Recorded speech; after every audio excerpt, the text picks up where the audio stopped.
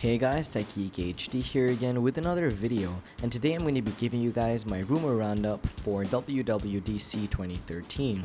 Now WWDC is in just a couple of days, and there's a number of things that we expect to see, both on the hardware as well as the software standpoints, and we expect to see a lot of differences here since the last WWDC. There have been some major changes going on at Apple, stuff that Tim Cook has been doing.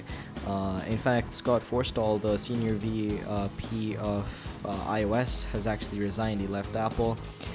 And Jonathan Ive, the chief engineer for design for almost all of Apple's hardware and products, has taken over the software UI team as well. So we expect to see a bunch of changes both on the software and the hardware side. But today I'm going to start off with just hardware, and then I actually have a guest appearance by a good friend of mine named Vaibhav from the IBS 511 channel, who's going to be doing, or rather covering, the software section of this video.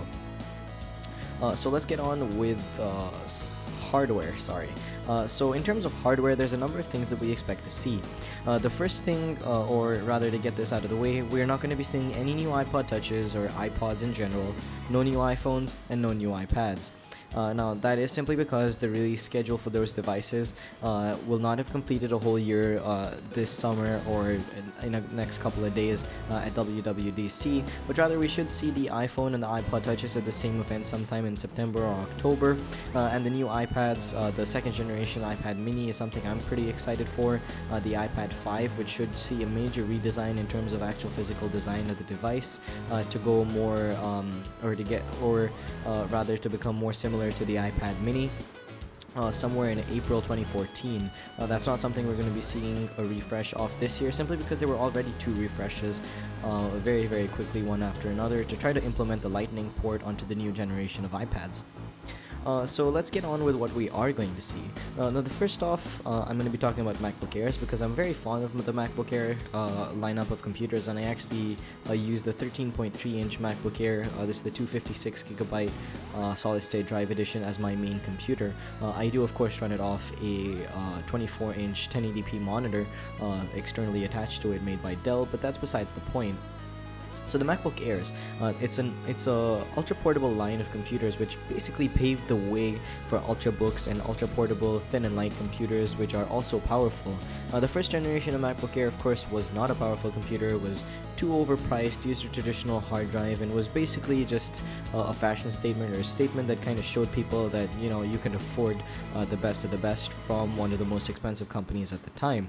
But the current generation of MacBook Airs and everything after the year 2010 really, in my eyes, has been a complete success for Apple. They've managed to pack a thin, light, and powerful computer together into a very attractive price point, and that's something that I think that Apple's going to do yet again here at WWDC 2013.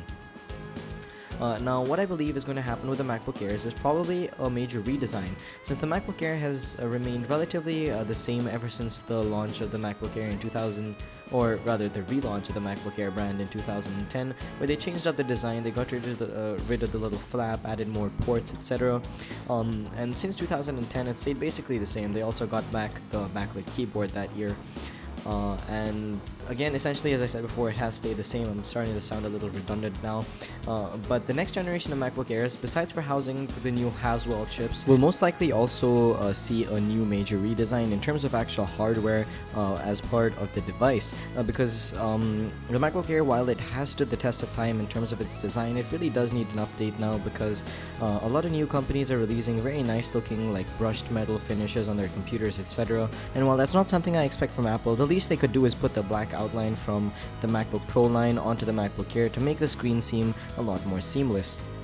Now, talking about the MacBook Pros, the MacBook Pro has been possibly one of Apple's most popular brand of computers in terms of their laptops. I definitely know that from all my friends. Whenever they think of an Apple computer, all they think of is the MacBook Pro, because that's what they've most been told about. It's what everyone knows. It's what everyone relates when they think of Apple, besides for the iPhone, of course, is a prosumer level computer.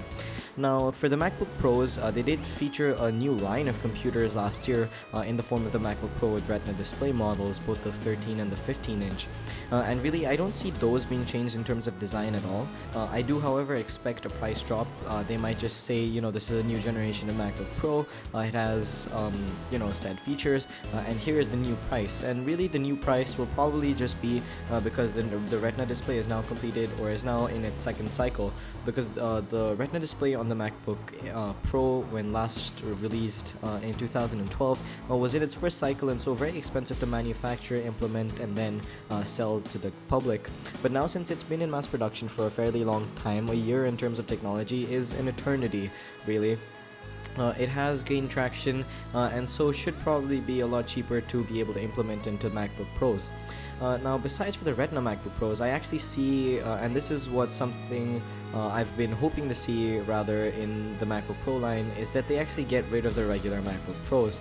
While I'm a big fan of the 15-inch regular MacBook Pro because it has a great screen, you can get it in an anti-glare finish, you can swap out the hard drive or the optical drive for a solid-state drive, pimp out the RAM, etc. You can really beef up that computer.